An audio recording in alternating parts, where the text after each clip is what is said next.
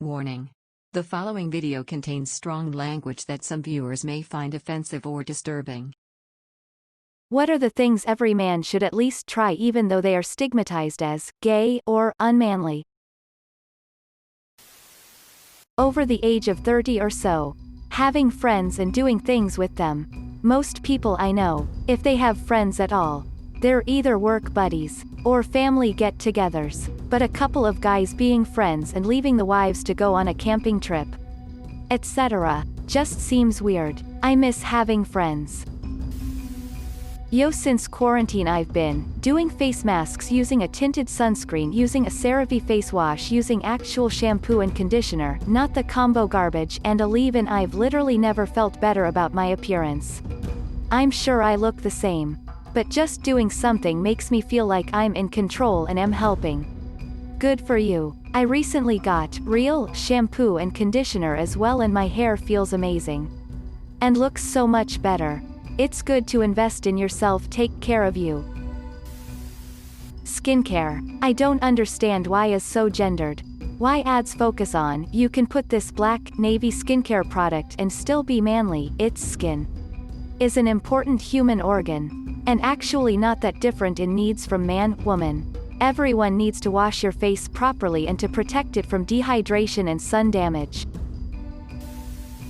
Try sewing. I'm the seamstress, seamaster, for my family. Fixing clothing and making curtains etc. can be just as useful as fixing a car. And comes in handy more frequently. Edit, as some have pointed out. You shouldn't make your own curtains, for fire safety reasons. I only made a one long set into two smaller sets. My main sewing tasks are Halloween related and mending favorite pajama pants. Also, thanks for the gold. Mani and pedicures. The women in there are usually really nice and it feels amazing. As someone who bites their nails constantly, they also make me not want to bite them because my nails look so good. Lol, edited for Mark. Anything. Real men don't give a shit that other people think they're being unmanly. I'll confidently order a Cosmo at the bar in my purple shirt because it's a good drink and purple is my favorite color. This is the correct answer, and honestly it took way too fucking long to be said. Years ago, my wife's best friend's sister became the manager of a bar in my town. She invited my wife to come in one weekend night with the enticement that all drinks would be on the house. She included me in the invite, but mostly to be polite. She didn't really know me, and she didn't think I'd come, because it was a gay bar. All I heard was, free drinks. I will say this, the clientele of that establishment was the most chill bunch of barflies I've ever seen in my life. I had a few dudes try to flirt, and the moment they found out I was straight and there with my wife, they were not only 100% respectful, they were all over themselves telling me how much I was to be admired. Apparently a straight guy being comfortable drinking in a gay bar is something of a unicorn. If I'd actually drank all the drinks sent to our table, I'd have been in the that night. Weirdly enough, the men's room of that place was cleaner than most hospital bathrooms I've seen. Getting a massage. My so never had one and I convinced him to get one. He felt so relieved. Keeping a diary. You'll become more reflective and more productive as a result. Quality hugs for your bros. Don't do the old shoulders touch and pat on the back. Grab your friend and give them a hug. If you squeeze hard enough, you can pop their back. That's a relief like no other. Now my hentai alt account has a ton of messages. Unfappable. Thinking, talking about and understanding your emotions. I'm all in on the bidet. Bought it for my parents as kind of a prank gift and my dad wouldn't let my mom keep it. I don't want water shooting up my ass. I kept it and wouldn't go back. Way cleaner. Surprisingly refreshing, and I was the one laughing when nobody could find toilet paper in the stores. A roll lasts me forever now. Spent a couple of weeks in Japan last year, where bidets are nearly universal. First day there, when I got to my hotel room I had to use the Google Translate app to figure out how to work a toilet. By the third day, I couldn't imagine going back to paper. When I got home, I installed one at my house. And yep, when the pandemic struck, toilet paper was not on my list of things to worry about. Cooking. Fucking hell, don't rely on others for something you need every day. Deliveries and takeaways are expensive. And it's really satisfying when you whip up something and it's delicious. Eating noodles and microwave meals all the time isn't really that much better too. You can make a pretty good pasta for like $1-3 or so per portion. And to those men who say, I'd just marry someone who cooks. Yeah right, what if the one doesn't know how to cook? Edit, just like Chef Gusteau said. Anyone can cook, hehe. Edit 2, typo. Cooking is a weird one. Because the idea that it is unmanly only applied to domestic cooking. Professional and recreational grilling were considered men's work. When my husband and I first started dating, I turned him on to the magic of baths. We did face mask and bath bombs, which he really thought would explode, and bath salt, which he was worried would make him a zombie. Now he drags me into Lush and asks if after our date nights if we can take a bath. I keep talking about, when we buy a house. And he follows up with, it needs a nice tub. Edit, y'all keep making references on this. But I don't know what you are referring to. Please pretend all I do is take baths. I just want to know what is being referenced. Edit 2, it's not just friends being referenced. Cocktails, they're delicious. And I've found some of the tastiest come in the daintiest glasses and have the effeminate, flirty names, Pink Passion, Sweet Seacrest Blue, Sex on the Beach, etc., that aren't the manliest to say. Order. Went on a work night over Christmas. I work in a factory and got endless shit about ordering gin and tonics and espresso martinis.